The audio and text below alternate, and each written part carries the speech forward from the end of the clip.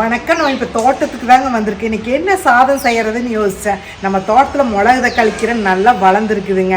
அது பொறிச்சு இன்றைக்கி பருப்பில் தான் கிடைப்பேன். யூஸ்ன்னு பார்த்திங்கன்னா நிறையா இருக்குது. இப்போ குழந்தைகளுக்கு வந்து வயிற்றுலாம் பூச்சி இருக்கும். அதை வந்து ஒவ்வொருத்தர் எங்கள் பாட்டி என்ன பண்ணுவாங்க தெரியுங்களா, அந்த மிளகு தக்காளி கீரையை வந்து நல்லா கசக்கிட்டு ஒரு 2 ட்ராப்ஸ் வந்து கொடுக்குறப்ப அந்த பூச்சிகள்லாம் செத்துரும்பாங்க. அப்புறம் நம்ம இப்போ என்னென்னா இதை வந்து நம்ம சட்னியாக யூஸ் பண்ணலாங்க. 2வது பருப்பில் வச்சு கடையலாம். அப்புறம் இது பொரியலெல்லாம் பண்ணால் வாய் புண்ணாரும் வயிற்று இருக்கிற புண்ணெல்லாம் ஆறும். இன்னைக்கு தான் இதுதான் டிஷ்ஷுங்க. இன்னைக்கு பாருங்க, நல்லா கொழுன்னு இருக்குதுங்க கீரை.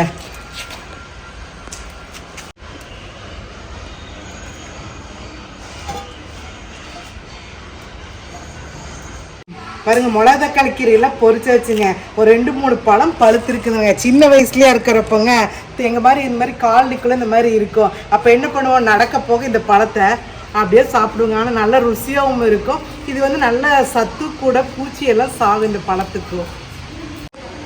மிளகு தக்காளி கீரையெல்லாம் பொறிச்சாச்சுங்க. இதை வந்து நம்ம சமைக்கலாம் வாங்க. பாருங்க, நம்ம தோட்டத்துல கீரை பொறிச்சு செஞ்சு சாப்பிட்றப்போ வேற லெவலுங்க. நம்ம வெளியே வாங்கி அதை செய்கிறத விட நம்மளே விதை போட்டு நம்மக்கிட்ட இருக்கிற வேஸ்ட் காய்கறி குப்பை, வெங்காய குப்பை அதெல்லாம் போட்டோன்னு வைக்க அதே மக்கி நம்ம இயற்கை உரமாகவே நம்ம செய்கிறப்போ டேஸ்ட்டும் நல்லா இருக்கும், ருசியும் சூப்பராக இருக்குங்க.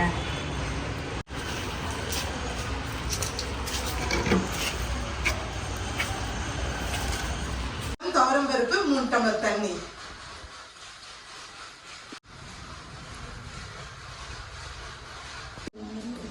துவரம் பருப்பு நல்லா வேகறதுக்கு விளக்கெண்ணெய் ஊற்றிக்கலாம். மஞ்சத்தூள், சீரகம், 3 தக்காளி பழம் 3 விசில் குட்டு எடுத்துக்கலாம். சின்ன வெங்காயம், பச்சை மிளகா, 1 கட்டி பூண்டு, 2 தக்காளி பழம், வெங்காயம் 1 கொதியில வேகணும்.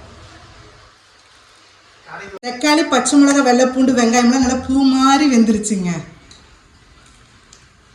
வெந்துருச்சு. இப்போ கீரை போட்டுக்கலாம்.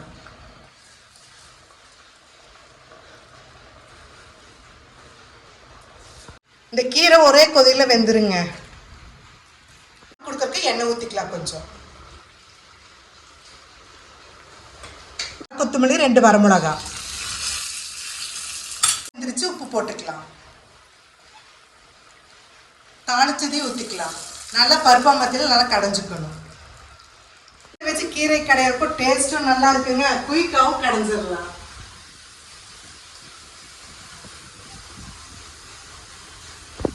சுவையான மிளகு தக்காளி கீரை கடைசல் ரெடி. இதே மாதிரியே நீங்களும் செஞ்சு பாருங்க, சுவைச்சு பாருங்க.